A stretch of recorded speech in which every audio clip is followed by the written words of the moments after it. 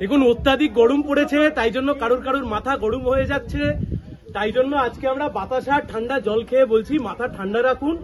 প্রচন্ড গরম পড়েছে, মাথা ঠান্ডা রাখতে হবে, মানুষকে মানুষ হিসেবেই ট্রিট করতে হবে। আমরা ভোটে দাঁড়িয়েছি, আমি ভোটে দাঁড়িয়েছি, তার মানে এই নয় যে আমি বিশাল বড় জমিদার হয়ে গেছি আর সাংবাদিকরা আমাদের চাকর বাকর হয়ে গেছে। আমরা যেন এই ধারণা না পোষণ করি মনের মধ্যে। প্রচন্ড গরম, অনেকে মাথা ঠান্ডা রাখতে পারছেন না, বিভিন্ন কারণে শান্ত রাখতে পারছেন না, তাই আমরা আজকে বাতাসা আর ঠান্ডা জল খাচ্ছি। প্রয়োজনীয় খাবার, নিত্য প্রয়োজনীয় জিনিস, সবজি, মাছ, ফল, এমন কোন জিনিস নেই যার দাম বাড়েনি। এর কারণ কি?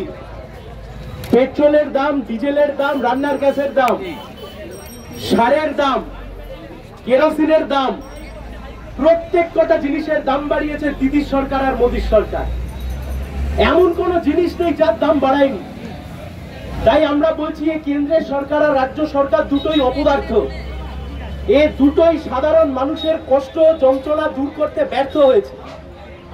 আমরা যেখানে দাঁড়িয়ে আছি এটা হলদিয়া শিল্পাঞ্চল, গোটা উত্তর পূর্ব ভারতের ইন্ডাস্ট্রিয়াল করিডোর বলা যেতে পারে, খাস শিল্প তালুক।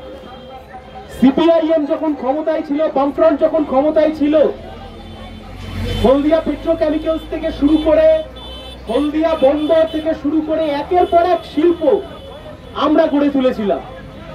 আর আজকে আমরা কি দেখছি? যে শিল্প আমাদের সময়তে গড়া হয়েছিল, আজকে আমরা দেখছি সেই শিল্পগুলোকে তোলাবাজি করে কার্যত বিক্রি করে দিতে বাধ্য হচ্ছে। হলদিয়া শিল্পাঞ্চল থেকে লক্ষ লক্ষ কোটি কোটি টাকার তোলা উঠছে, যাচ্ছে তৃণমূলের নেতার পকেটে, আর সেই তৃণমূলের নেতাই দুদিন পরে আবার চলে যাচ্ছে বিজেপিতে। তাই আমরা বলছি হলদিয়াকে বাঁচাতে হবে, হলদিয়া শিল্পাঞ্চলকে বাঁচাতে হবে। হলদিয়ার শিল্প যদি না বাঁচে, হলদিয়া শিল্পাঞ্চল যদি না বাঁচে, হলদিয়ার শিল্পকে আমরা যদি বাঁচাতে না পারি, তাহলে আমাদের বাড়ির ছেলেমেয়েরা যারা পড়াশোনা শিখলো তারা একটা চাকরি করতে পারবে না, তারা একটা চাকরি পাবে না। তাই আমাদের মূল লক্ষ্য, আমরা হলদিয়া শিল্পাঞ্চলকে বাঁচাতে চাই। অনেকে বলছেন বিজেপিকে দিয়ে তৃণমূলকে হারাবেন, রামকে দিয়ে তৃণমূলকে তাড়াবেন। আমরা বলছি কে বিজেপি আর কে তৃণমূল? দাদা, 5 বছর আগে শুভেন্দু অধিকারী তৃণমূল, 5 বছর পরে শুভেন্দু অধিকারী বিজেপি। 5 বছর আগে তমলুকের সাংসদ দিব্যেন্দু অধিকারী, তিনি তৃণমূল, 5 বছর পরে তিনি বিজেপি। আজ থেকে 3 বছর আগে 3 জন বিজেপির বিধায়ক যারা নির্বাচিত হলেন, মুকুটমণি অধিকারী, কৃষ্ণ কল্যাণী, বিশ্বজিৎ দাস, এই 3 জন এখনো অব্দি বিজেপির বিধায়ক, কিন্তু এই 3 জন এবারে ভোটে দাঁড়িয়েছে তৃণমূলের প্রার্থী হয়ে। তাই আমরা বলছি কে বিজেপি আর কে তৃণমূল, এই প্রশ্নের উত্তর আজকে দিতে হবে। পশ্চিমবাংলায় এখন একটা ট্রেন্ড হয়ে গেছে যে তৃণমূলে থেকে চুরি করব, তৃণমূলে থেকে পকেট ভরাবো, আর তারপর যাতে ইডি আর সিবিআই কিছু না করতে পারে তার জন্য গিয়ে ঝান্ডা বদল করে বিজেপিতে বসে পড়বো।